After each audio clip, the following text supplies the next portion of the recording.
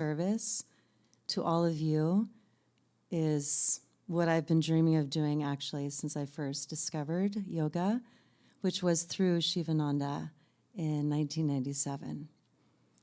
And that was just a few years after Swami Vishnu Devananda had left his body.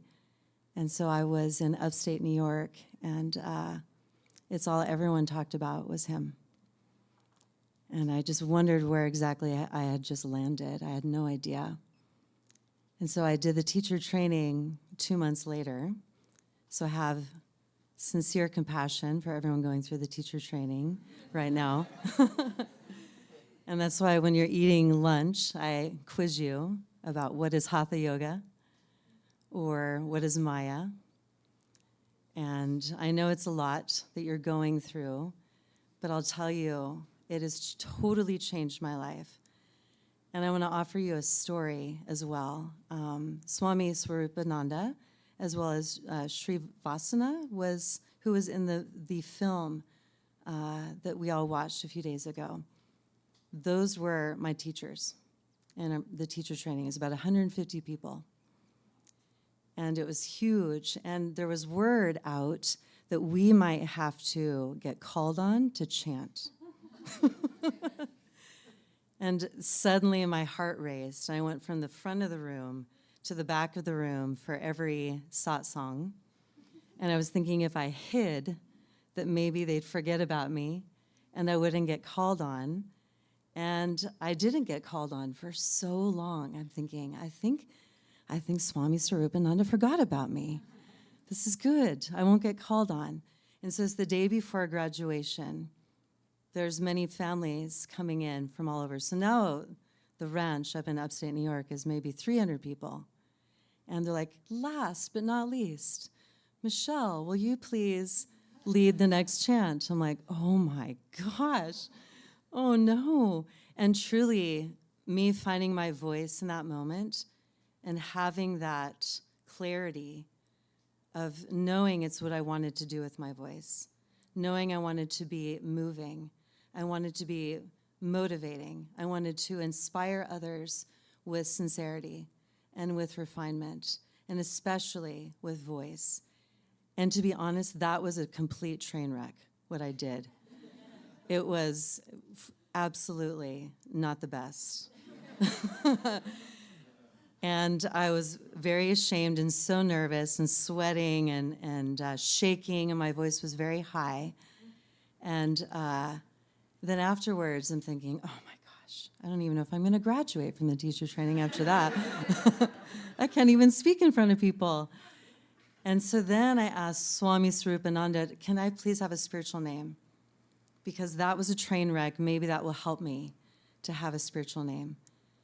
And he gave me the name Vani Devi, which is a form of Saraswati, with she who flows with voice, she who has the voice of a river.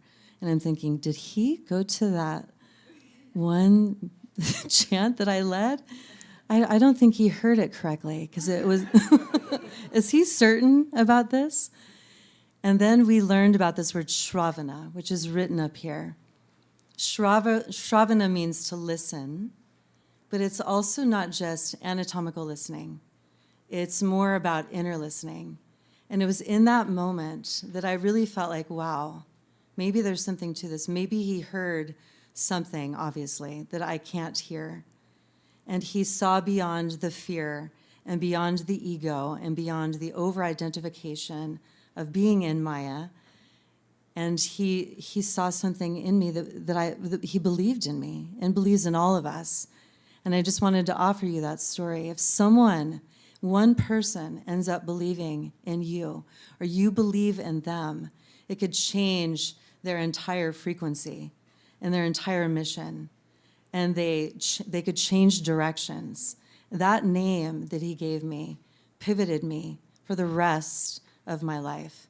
And of all things, and especially because many of you are teachers, and many of you will be doing the sound therapy course that's coming up, so I'm so honored to have you here, many of you that are visiting, to really work on being vulnerable with your voice. It's transparent, and if you shake, who cares? if you can at least be honest, the honesty of the voice, the sincerity, the friendliness of the voice, that you speak from your heart, and that you start to really listen to the way in which you are speaking. The beginning of sound therapy, or Nadha Brahma, or Nada Yoga, we could also call it. It's a marga, it's a path of yoga. It's deep inner communication. It's primordial. It's universal. It is supreme. It is unlimited. It is not worshiping limited chocolate. As we spoke to last night. I loved that speech, by the way. So moving. Wasn't that moving even just last night, right? So when we hear when someone's being sincere, we hear it, and it moves us, and it elevates us, and it's entrainment, and we all raise in our vibrational frequency as a result. That is sound therapy, truly. It comes from yoga, truly. It comes from Nada Brahma, which is primordial sound. It's perhaps the invitation to listen to a small voice from within you, the still, small, quiet voice. But actually, that is a voice that is getting immense and big, and it's universal, and it's beyond time and space, and it's beyond duality. So I wanted to start with that. I wanted to start with us feeling the sense of the universal within us, by actually doing the Sargam scale. This is what I do every morning to help refine my voice and to actually listen to my own sincerity of it. And sometimes I'm angry, or sometimes there's a misunderstanding, or sometimes I'm sad. And so I hear it and I allow it to move through me so that it's constantly refining. And in that way, it's no longer in a place of duality. It's I'm being honest with it, and it has this chance to transform itself beyond the veil. There's a quality of Om. Have you all learned about Om in the teacher training yet? I was okay, and you will, of course, and in such elegant words from your teachers.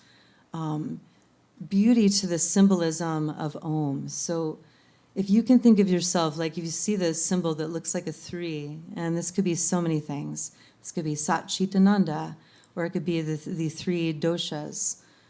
It could be existence, knowledge, and bliss. It could be creation, sustain, dissolve. There's so many aspects to manifestation that we are living in right now, and we're working in sound therapy to get it all into order. And where does the order come from? Above this is a crescent, and the crescent is Maya. It's the veil, and we're in the veil. We're living in duality. I remember a speech one of the Swamis gave, I think it was you actually, Swamiji, that said, why would we ever conflict ourselves to try to fight duality? The nature of duality is duality. It will always be duality. There's an encoding to Om, that if you can get past Maya, the crescent of this, and into what you see as the dot, that is your Atma, that is the bindu of you, that is the atomic level of you. And if you're able to access that by getting grand and spacious, which is where sound travels through, and you're able to actually hear your higher self. This is what we're doing in sound therapy, really. We're training ourselves to hear our higher self, and what does it sound like? What does the original version of you sound like? What does your soul sound like? Or is it your ego? Or is it a program? We're working through this, and we're understanding where it is that we're still holding the energy of the past in our bodies when we practice sound as an actual therapy. And in doing so, we're then understanding maybe that pulsation of radar. So I drew a few of these too, if you can visualize this. So waves that start to enter into your body, and then that strikes through the veil and enters into matter. That primordial sound, if you have enough space in you, has a chance to maybe then enter into, I don't know, the anatomical heart, or a joint, or an elbow that has arthritis, and it starts to break it up. It starts to break up where time has been bound, and it starts to expand it so it becomes more universal once again and more primordial once again, which is your actual true nature. So in you being able to access your Atma, your higher self, one beautiful way to do that, I feel, is your original instrument, which is your voice, and to work on hearing the sincerity of your own voice and work on it getting bigger and more expansive so that when you speak, it's a universal speech. It's universal communication. So you never would really want to complain anymore or criticize anymore or put anyone down or gossip anymore, because it would be profane and it would diminish and bring you back into the trap of duality. So we're really working with uplifting our speech as the first and original means of sound therapy, and doing that every day and working on refining it so it elevates. So I thought that we would do this first together. Are you all okay with this? If we do the Sargam scale together? Yeah? So it's written here at the bottom. And how it's going to go is I'll begin, and the Sargam scale will expand your vocal range. So if you can hear and really listen to the note. So it's not quite like Bhakti, super emotional and expressive. It's more like, what is that? It's inner listening, deep inner listening, and being able to get into the pocket of the note. And these are encodes as well, opening up different energy centers in the body, the chakras, as we call them, or different areas of the nervous system. And it's getting you back into order. Because when you feel loving and you feel like yourself, you speak with so much sincerity. And it's moving. And others hear it because it's a universal language that you've just spoken to everyone. So with this also, I'm not a very linear being, so I'm not going to necessarily go in this order. So you'll have to listen a little bit. But I'll begin some of it. And then once you hear it, and you hear the note, and you hear the vowel that I'm speaking, just blend in right with me and sing it for as long as you can until it ends. Because a lot of this is also breath. So a lot of mantra is also pranayama, truly. I wanted to do this first because this is finally tuning the strings of your instrument, which is your nervous system. That's the Veena of Saraswati, that you're going to tune yourself first. And then afterwards, we'll go right into a nice sound therapy. And I'll lead you into a little bit of that through meditation. And I'll guide you to close your eyes. So much of what we experience in our world is often analytical with the prefrontal cortex. And so we're always looking to figure everything out and to analyze it. Even the very gesture of you closing your eyes is encouraging you to practice inner communication and inner listening. So you're hearing the truth. And ultimately, in the end, it's not even just your truth. It's a universal truth that you're tapping into. So you're becoming like a cosmic antenna, right? A cosmic radar. And in that way, your electromagnetic frequency is expanding. And we're going to work on that. So then when you also speak in front of others, you'll just speak with your transparent self, with courage, with love, and with grace. That is a very moving teacher that can do so. And that's all of us, truly, right? But here we go.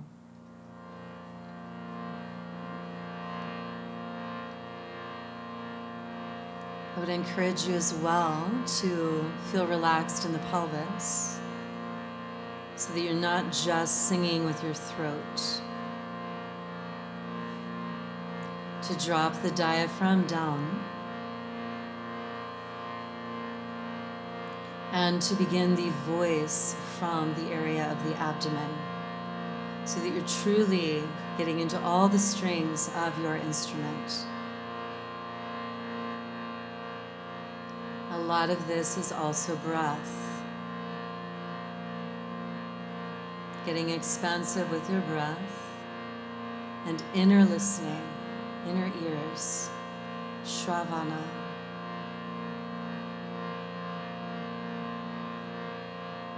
I'll begin, and then once you hear it right away, just enter in with me.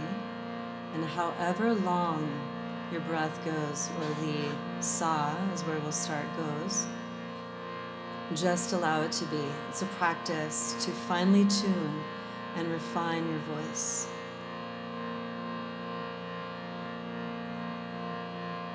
Sa.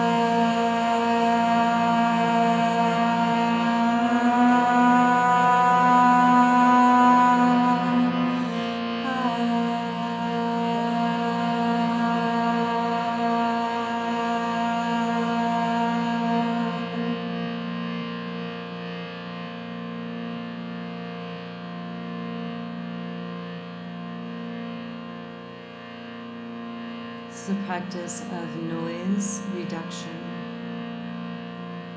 through inner listening, and within there may also be noise, right? So these sounds that you will hear are very specific hertz frequencies that measure one spin, one oscillation in 1 second is 1 hertz. And you can measure grief, you can measure sadness, you can measure pain in the body. It's dense, and these sounds assist in breaking it up. So it's less dual. There's less separation. There's greater unification.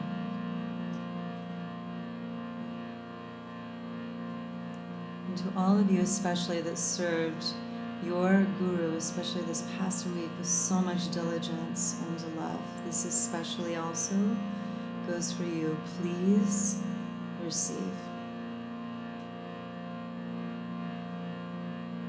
Taking your sweet and comfortable position now for your sound bath. Closing the eyes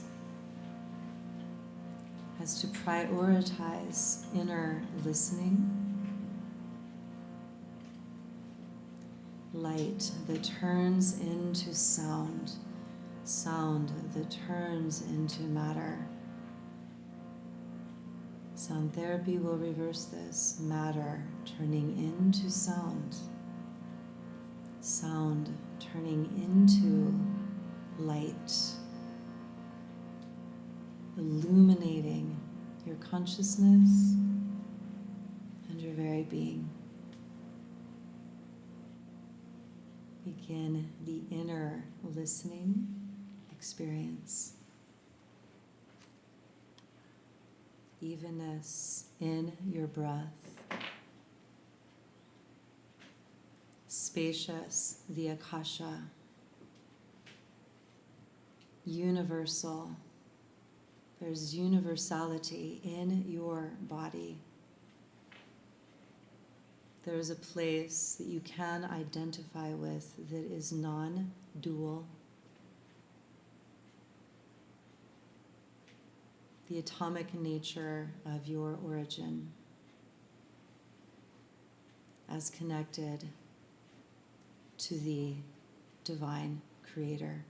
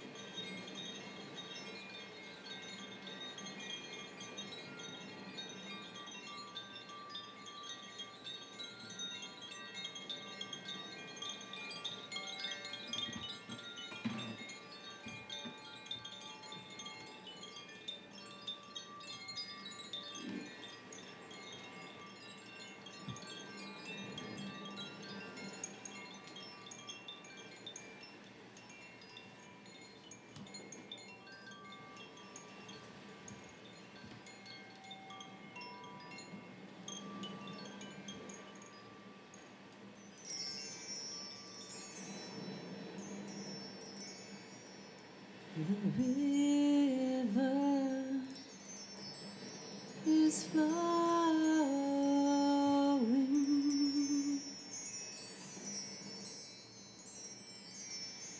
flowing and flowing.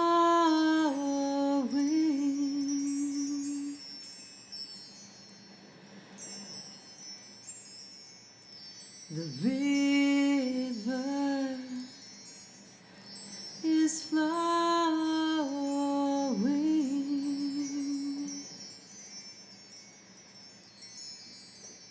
back to the sea.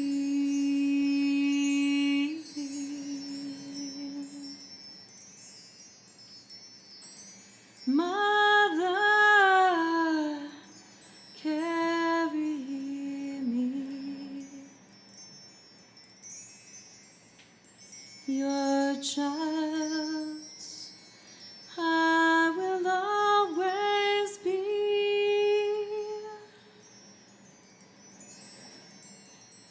Mother, carry me back to the sea.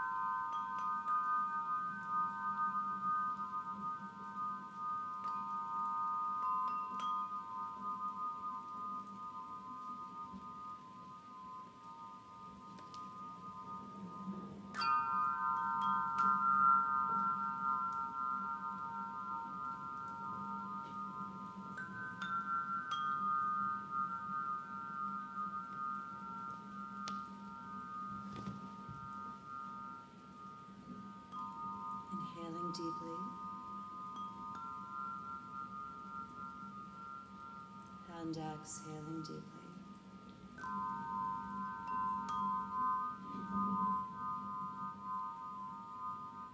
Listening from within for the truth.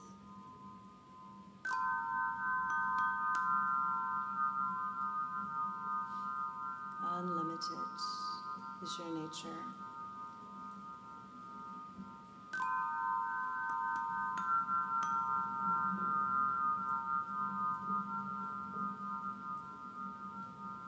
The practice of listening to Nadha Brahma.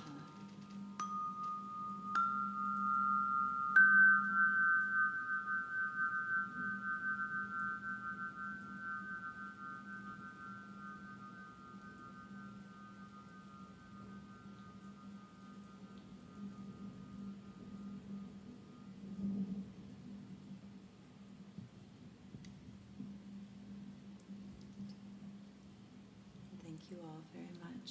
Thank you.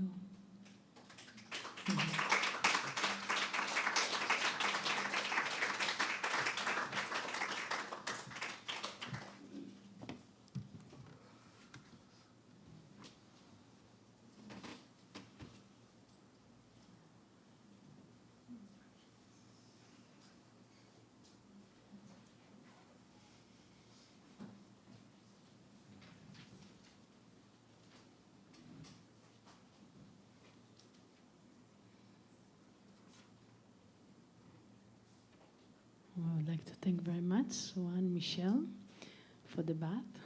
Let's give you a big hand.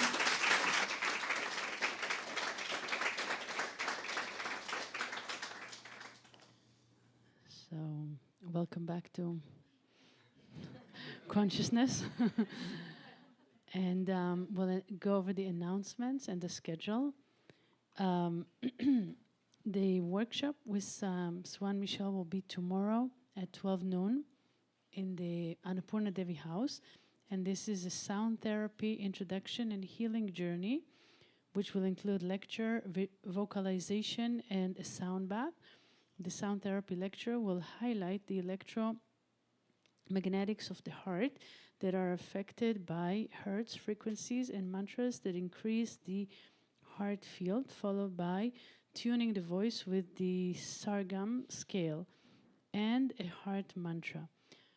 After, enjoy a sound bath with various instruments focused on the epicenter of the heart. So this is the program for tomorrow. It's open for everyone at noon in the Annapurna Devi house. And day after tomorrow, we start the training course. So the course is a 3-day course, and you will learn some of the most pure, toned, high frequencies instruments as tools for elevating consciousness for yourself and others in meditation, sound bath, sound journeys. This training is a combination of healing, art, science, and instrument application and play. So taking this training will also allow you to help other people with these beautiful techniques. And there's still space in the course. So if you would like to join, please see a reception to register. And we start on Wednesday. Another announcement is from the Wellbeing Center, a reminder that we're closing soon. So this is the last week. We close on Sunday, June 15. Make sure to book your self-care treatment very soon. And now we'll go over the schedule.